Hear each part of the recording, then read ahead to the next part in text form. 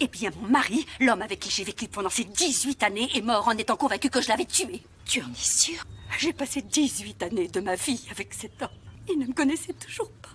Oh, mais peut-être qu'il voulait te pardonner pour autre chose. Je n'ai rien fait qui justifierait qu'on me pardonne quoi que ce soit. Quand il était malade, j'étais son infirmière. Quand nous avions des problèmes d'argent, je réduisais le budget. Je lui faisais ses repas, je lui reprisais ses vêtements. J'allais même jusqu'à regarder s'il n'avait pas d'acné dans le dos. Et en plus, ce misérable enfoiré de merde a carrément eu le culot de me comprendre, de me pardonner. La plaisanterie se retourne contre lui parce que je suis quelqu'un qui ne le comprend pas et ne lui pardonne pas.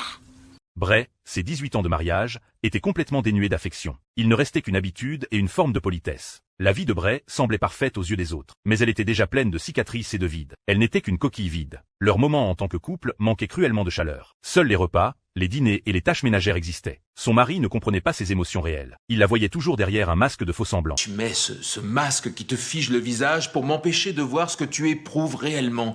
Il n'avait jamais remarqué cela. Bray se cachait dans les toilettes, pleurait seul et s'apaisait. Elle se relevait toujours, rangeait ses émotions. Elle continuait à jouer le rôle de la bonne épouse. Ce qui a brisé ce mariage, c'était la partialité de son mari. À table, lors d'un dîner, il complimenta ouvertement Gabrielle, une voisine, la qualifiant de magnifique. Il ignora complètement sa femme, fidèle depuis 18 ans. La jalousie et le dégoût la glacèrent le cœur. Mais son mari l'accusa d'être excessive et dramatique. Tu lui as dit que c'était la première fois que tu voyais une femme aussi belle. Elle a été mannequin. Et alors, tu ne dis pas ce genre de choses quand ta femme est là, juste à côté de toi. Je croyais que tu voulais savoir ce que je ressens. Je me sens vexée et humiliée.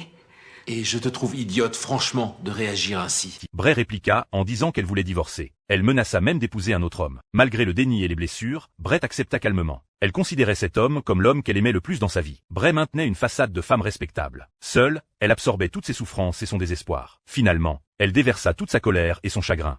Enfin, je veux dire, il a osé te tromper. Tu peux laisser tomber, je suis même prêt à t'aider et à mettre ses affaires devant la porte.